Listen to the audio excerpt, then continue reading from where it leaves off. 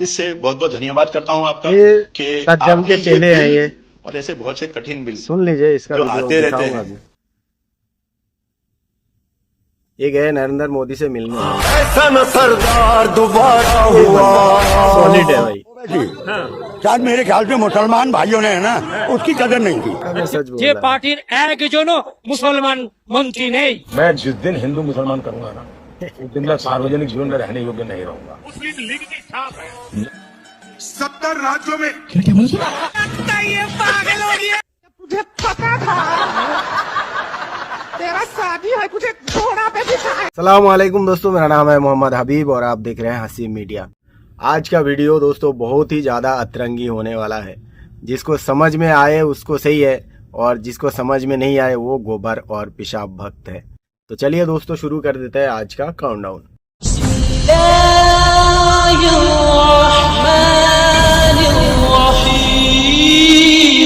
अभी दोस्तों एक वीडियो मैं आपको प्ले करके दिखाने वाला हूं, इसको देखिए गौर से और मुझे कमेंट सेक्शन में जरूर बताना कि ये मुस्लिम है कि दज्जाल के औलाद है। इससे बहुत बहुत धन्यवाद करता हूँ आपका कि आपने ये बिल और ऐसे बहुत से कठिन बिल जो आते रहते हैं इनके लिए बहुत बहुत जोरदार धन्यवाद। गालियां। मैं एक और चीज शाह साहब के द्वारा ये कहता हूं कि सैयदना साहब की उम्र अल्लाह ताला तारोज़े क़यामत दराज करे। उनकी मोहब्बत करना माननीय प्रधानमंत्री जी को दुआ अल्लाह उनका ताला कबूल हो। सेहत में रखे, हिफाजत में रखे, लंबी आयुष दे और हमारे देश की सेवा आप करते रहिए। ये लोग गए दिल्ली मोदी से मिलने, किस लिए? खुशी जाहिर करने के लिए कि हम आपको शुक्रिया अदा करते हैं कि आपने वक्फ बिल जो है उसको पास कर दिया है। अपने आप को मुसलमान कहने वाले दज्जाल के औलाद है ये। किस तरीके से हाथ मिला रहा है देखिए, वाह, अवार्ड दे रहा है सही में। और इन दज्जालों के गॉडफादर है ये जो माइक में भौंक रहा है अभी।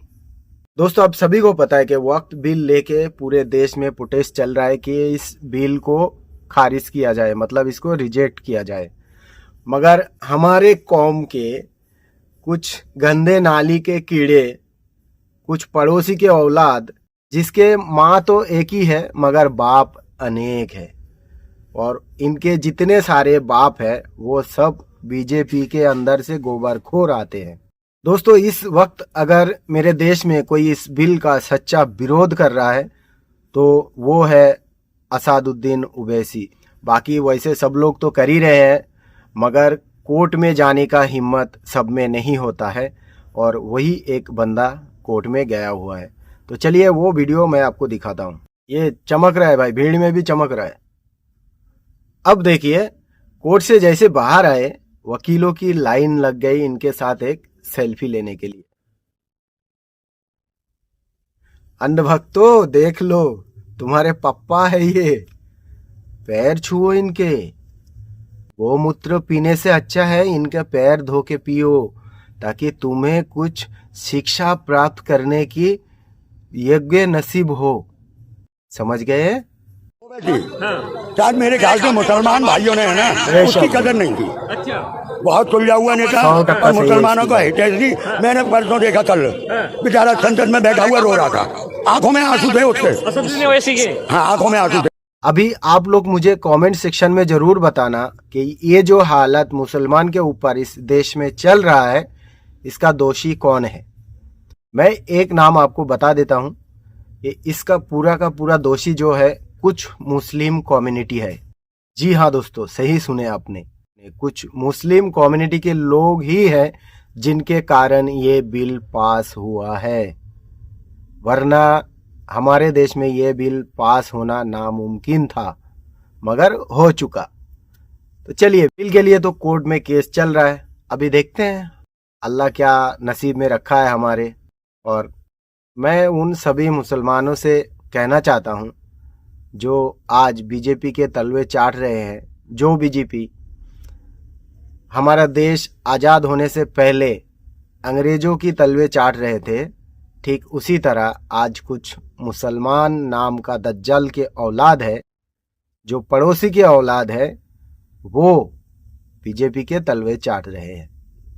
चलिए दोस्तों वीडियो को आगे बढ़ाते हैं। যদি কোথাও কোনো দুর্নীতির অভিযোগ बात থাকে को मैं ट्रांसलेट कर देता নির্দিষ্টভাবে हूँ, বলুক पहले सुन যে लीजिए। অমুক অমুক জমি নিয়ে দুর্নীতি আছে, যারা দুর্নীতি করেছে তাদের বিরুদ্ধে ব্যবস্থা নেওয়া হবে। স্বাধীনতার পরে এই প্রথম একটা পার্টি যে পার্টির একজনও মুসলমান মন্ত্রী নেই, একজনও মুসলমান এমপি নেই, তারা মুসলমানদের ভালোর কথা বলে। दोस्तों ये अंकल कह रहे हैं अगर वक्त की जो जमीन है वो कहीं पर इनलीगल कब्जा किया हुआ है तो वो सरकार उसकी दलील दे, उसके ऊपर एक्शन लिया जाएगा।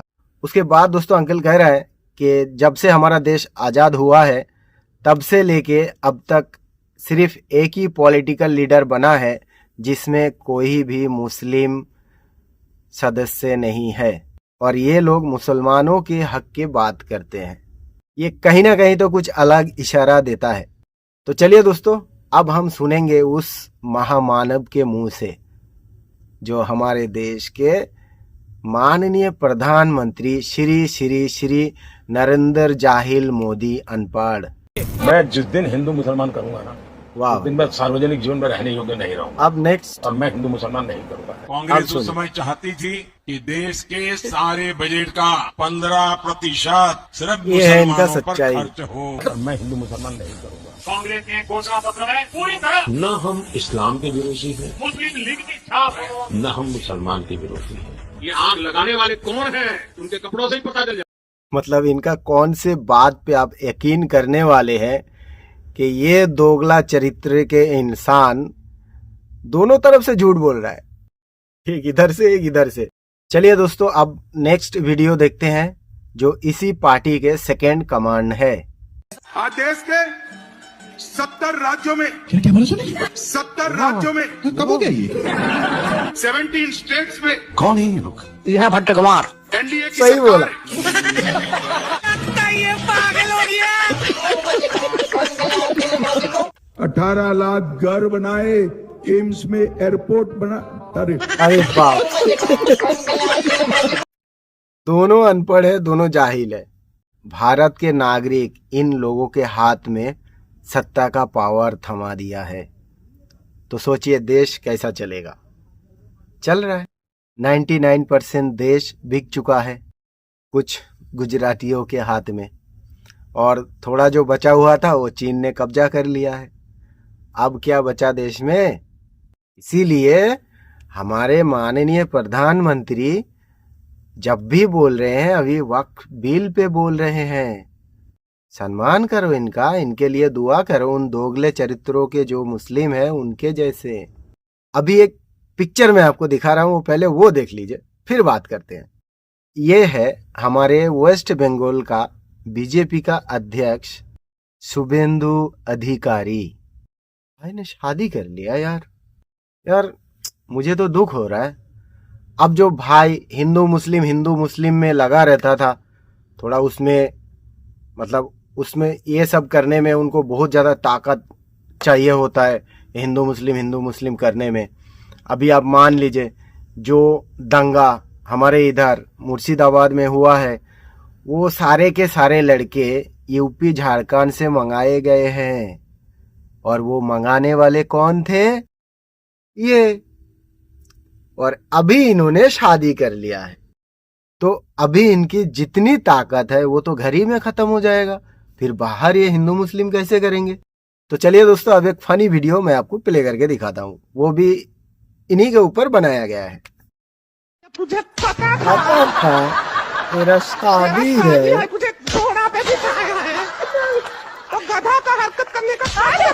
ये जितने भी लोग हैं जो मुसलमान को मिटाने की बात करते हैं, हमें ख़त्म करने की बात करते हैं, उनको एक चीज़ याद रखना चाहिए, जब भी कोई मुसलमान को हल्का सा ठोकर या खरोच आता है तो वो कहता है कि मैं रब का माल हूँ और एक दिन उन्हीं के पास वापस जाना है। कोई भी मुसलमान जब कब्र के सामने से गुजरता है तो वो ये कहता है कि जितने भी कब्रवासी हो तुम पर अल्लाह की रहमत हो और तुम चिंता ना करो, इंशाअल्लाह बहुत जल्द हम भी तुम्हारे पास आने वाले हैं। और ये लोग हमें मौत से डराते हैं। हम मौत को साथ लेके पैदा हुए थे, तो हमें ना डराया करे। किस दिन हम रोड पे आ गए ना तो तुम्हारी नामो निशान मिटा देंगे। समझ गए चिल्लार लोग? चलो तुम्हारे लिए ये वीडियो है।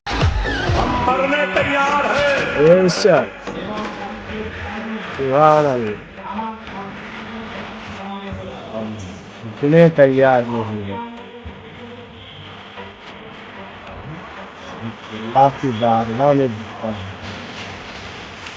सुभान अल्लाह भाई, सुभान अल्लाह, सुभान अल्लाह। ये लास्ट वाला वीडियो गोबर भक्तों के लिए है और जो बीजेपी और आरएसएस के दल्ले हैं उनके लिए है।